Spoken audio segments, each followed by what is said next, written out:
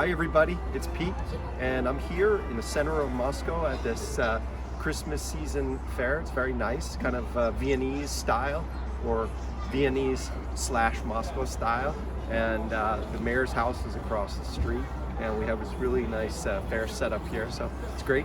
And you know, it's a rather warm Moscow winter day, you know, meaning better than -10, so you know, pretty good, pretty comfortable. We're into our 10th day here, coming over from California, and as I said to Alessia, my due date is about a week to 10 days in Moscow, so I'm starting to get tired of it, but it's great that the snow's kind of melted a little bit. It's a warmer day, and it's a nice day for walking around. I've been coming to Moscow for about 11 or 12 years, so I have a lot of experience, and definitely things are changing. Some new observations. So today it's December 29th, almost the end of 2021. So now we're into about 21 months of the pandemic overall. We now are in the early phase of the Omicron phase of the pandemic. So the feeling here in Moscow, I kind of look at it like it's a post-pandemic mentality. People are pretty much over the pandemic, meaning that I don't see a lot of mask wearing in the public places. Even in the metro where it's required, it's kind of 50-50, maybe 60% people wearing masks, and a lot of the people who are wearing masks aren't necessarily wearing them properly, covering their nose. Also, kind of a laissez-faire attitude about the mask wearing compliance. Obviously, I don't know how many people are vaccinated, but the vaccination rate in Russia is lower than the rest of Europe. So I kind of have felt like this is a continuation of the policy that they want to have a herd immunity through most people getting COVID. And they're a lot less concerned or worried, I think, societally about getting COVID. That shows in the behavior. It's not necessarily bad, because one of the things it does is it has the psychological impact of saying, well, it's not so depressed because everybody's got to wear masks and be afraid of things, and people are kind of going about their business, maybe not totally normally, but largely, to a large degree, normally. So, you know, there may be something to that. They've kind of said, look, COVID, it's not a crisis anymore. Omicron, okay, you know, whatever, right? And they kind of have gotten on with life. So it's different than Europe. It's different than the US, where there's a lot of worry and even, you might say, panic about Omicron and what it's doing.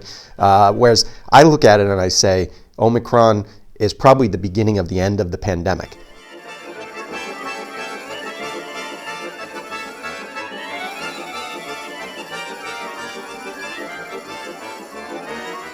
Alessia and I are having a nice romantic getaway at the Marriott Grand in central Moscow. We've been upgraded to a corner suite, which is great, and so it's a beautiful room and a high quality hotel. One of the interesting things about the Marriott is when I used to come to the Marriott in years past, it was a heavy dose of expatriates, foreigners, and now many more Russians, probably 80 to 90% Russian and CIS countries people, and so that's a little different, but it's good to see the people from different parts of Russia coming to Moscow and staying here, but it's definitely a different mix and an experience staying here.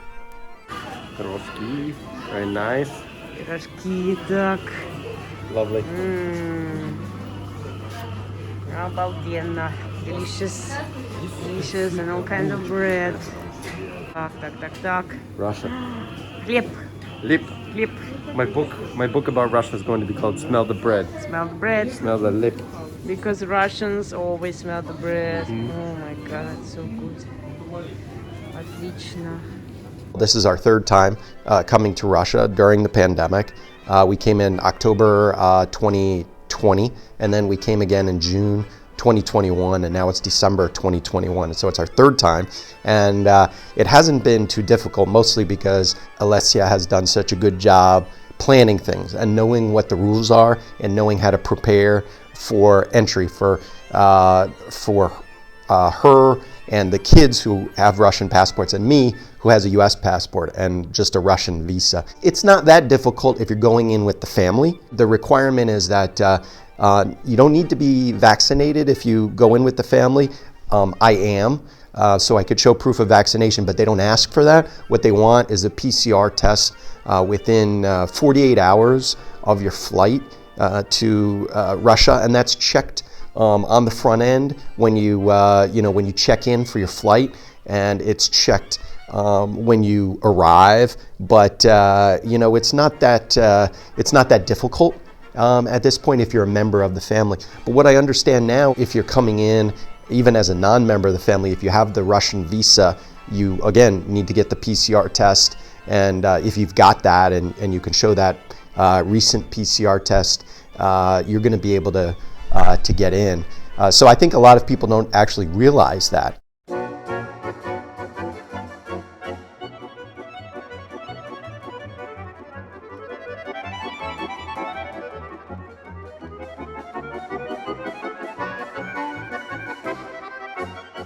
Doing things in Moscow is not too difficult. So if you go to restaurants, you can get in without any test, and you don't even need to wear a mask. I do, I choose to, but especially in kind of the public places, and when you're going into the restaurant before you sit down at the table, I wear the mask, but you don't need to. As far as going to larger events, like there are a lot of Christmas shows in Russia, which we're going to with our kids. And you need to show a QR code, which you can get either from being vaccinated twice, 2 shots with Sputnik V, or having a PCR test within 48 hours. And you get the test back, and if you're a negative, they give you a QR code, a barcode that can be scanned. And you can use that for 48 to 60 hours at any kind of big public venue. And they ask for that. But it's pretty efficient, and it's not too dramatic. And if you've got that, you can get in. That's a pain for some people because they have to go get the test. But usually you can get the results of the test back within 24 hours. And if you kind of know where to go and you've got some guidance, there's a lot of testing sites available. So this is the Russian Duma, which is like Congress.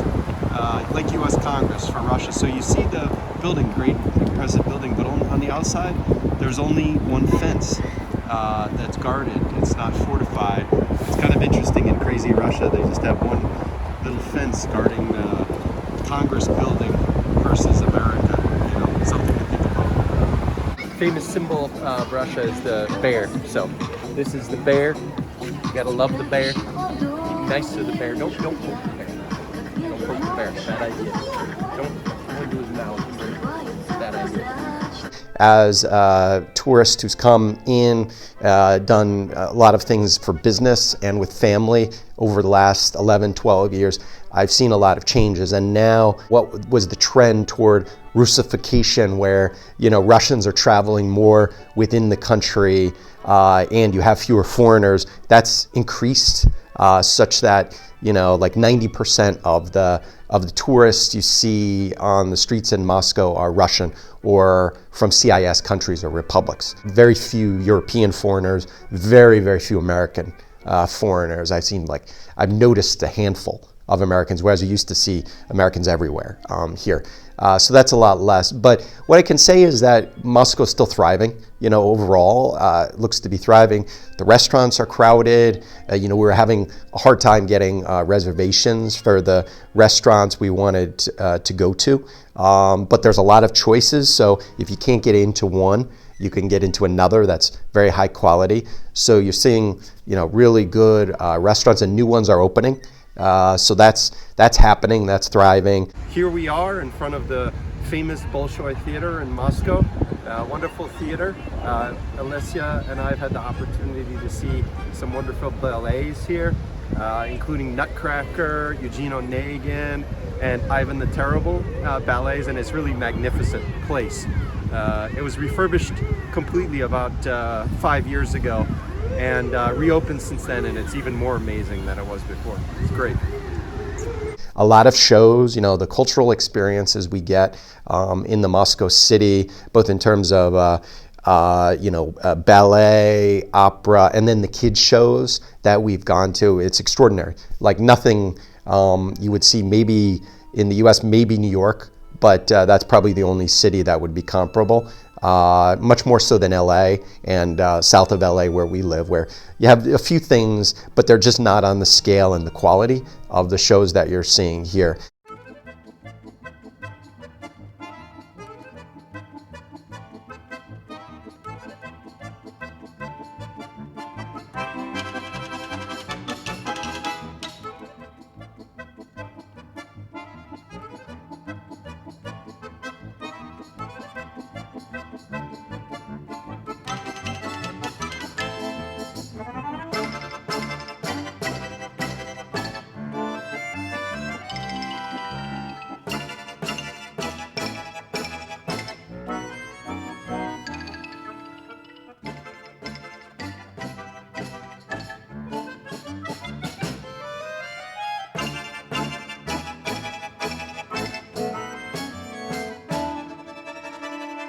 It looks like it's overall thriving.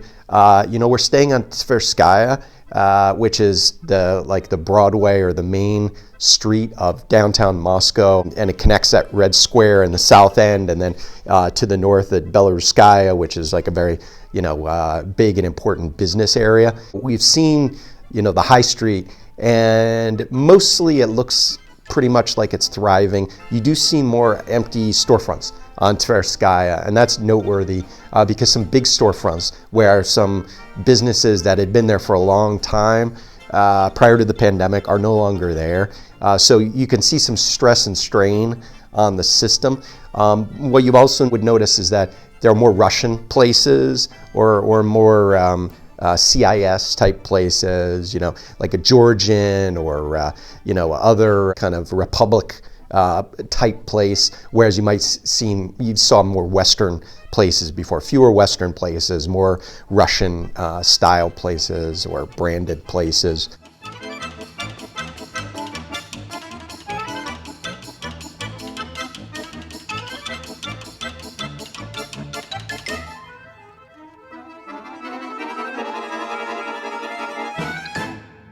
I follow The Economist's annual report on how expensive different international cities are, because my wife and I have lived in several of those cities and we travel around, including Moscow. And Moscow is now like number 40 on the list of 100 international cities in terms of overall expensiveness of living and being there. So 40, it's not nearly as high as it used to be. It used to be like 10 to 15, so it was much more expensive. So this is kind of a longer term trend since 2010, when the ruble was really strong. The ruble was about 30 rubles to $1 back then in 2010 when I first started coming to Russia. And now it's about 74 rubles to the dollar. So what it means is the ruble's been devalued significantly. It's about 40% of the value was, and you see that in the prices. So it's made Moscow and Russia in general much more affordable, much more economical. In fact, it's if you kind of want to come to Moscow, it's very cheap relative to a Paris, a Zurich, really any other European city. It's quite cheap. So you can get really good dining experiences, go to shows, all kinds of things, buy various things, and it's not that expensive, relatively speaking. I think Russian people think it is expensive because they look at the ruble value. But if you're international, you look at the value of the euro or the dollar against the ruble, and that makes things really inexpensive.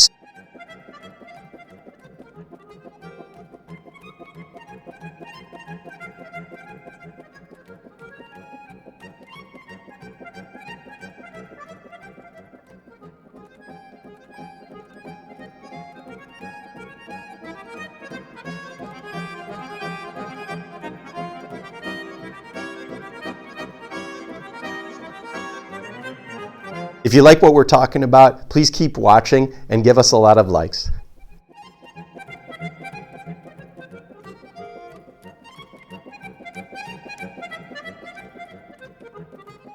One of the things I'd say about the healthcare and the medicine system in Russia is the overall standards pretty good, and it's really, in my opinion, good you have nationalized healthcare and everybody can be covered. And if you want to pay some more to get the extra special care or go to a private clinic, you can get that. And so you can get higher quality if you pay some more. And actually what I find that what you pay, the amount more you pay, is not that much. Honestly, when you look at the bills for services in the healthcare system here, it's like 1/10 of the amount. Things cost about 1/10 the amount of the marked up price for services in the U.S. And then even when you have insurance in the U.S., what you're left paying, you may pay 20% or 10% of the cost. It actually can be more than the cost of things here. So my wife, who feels comfortable with the system here, will come, and she had some dental services here. Our son had some dental services here. She's comfortable with it. It's pretty economical for a very high quality of care. If you understand the system and you kind of know who to go to, you know how to get access to a good clinic. It's not that difficult. You just need to know your way around and do it. You can get a very high quality of care, and it's very affordable and economical. I think Westerners would be surprised that there's a very good quality, variety, and it's quite affordable to get pretty good care. During this trip, my wife had 2 wisdom teeth removed, and at this very nice clinic in Moscow that had been recommended, we went and did that, had her do that without any insurance, and the cost was about $600 for end to end. So in the US, even with the insurance, which I think would cover about half of it or even a little more than that, the cost would be about $1,000 for the 2 wisdom teeth to be extracted. So even with insurance, the cost was more, and the quality was very high. One thing that was noteworthy was in the US, they were recommending that she have that procedure done with full sedation. She'd be knocked out and not conscious during the procedure. Here, they gave her shots, painkillers, Novocaine, and she was awake during the extraction. She was more comfortable with it, and that's the way they generally did it. So we thought that was interesting, and we were both more comfortable with it. We were a little surprised that in the US they just recommended that general sedation.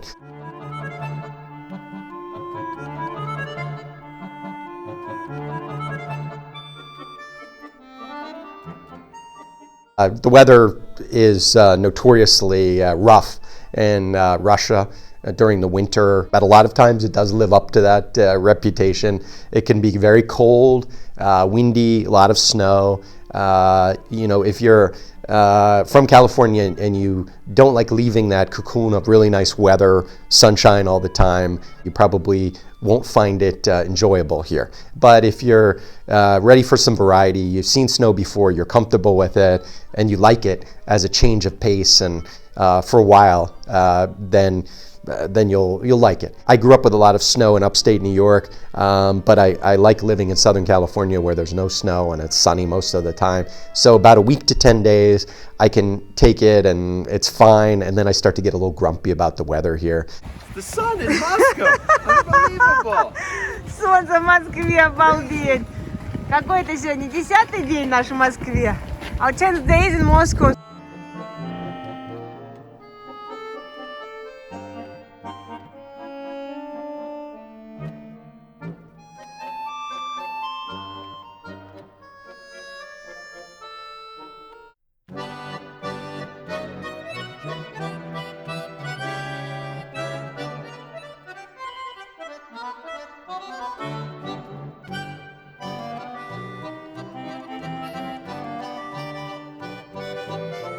One of the cool things in Moscow is to look at the women because there are many beautiful women and they're dressed very nicely. They are unafraid to wear fur coats, and they wear very nice fur coats in the winter time, and they're admirable. That's always something good and an attraction, and I think they're the engine that makes Russia go, is the women. So that's always something good to look forward to. It definitely makes the experience of coming here more interesting and desirable for a lot of men. Need to be more Давайте loud. еще раз, все вместе.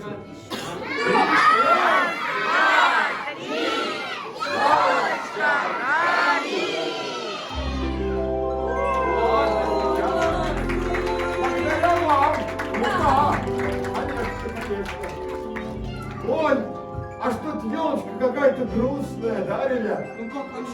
Нет? Fact that we've been to with kids or without about 8 shows, you know, different plays, yolkas, these Christmas plays, circus, animal show, theater, you know, opera, musical, and the variety of the entertainment, the live entertainment and the shows. It's amazing, and I think extraordinary, and really, I think I said before, New York City is the only city in America that I've seen that compares to that. So that is just striking to me. And the focus on the arts and the culture here in Moscow is really high. It's done at a very high level, and it's really cool to see. When we've gone to see some of these shows with live action, the quality of the acrobatics or the dancing and the physical professionalism with that is also really high. So that's cool. And overall, it's, you know, it's a good time. We have a really good time when we're in Moscow.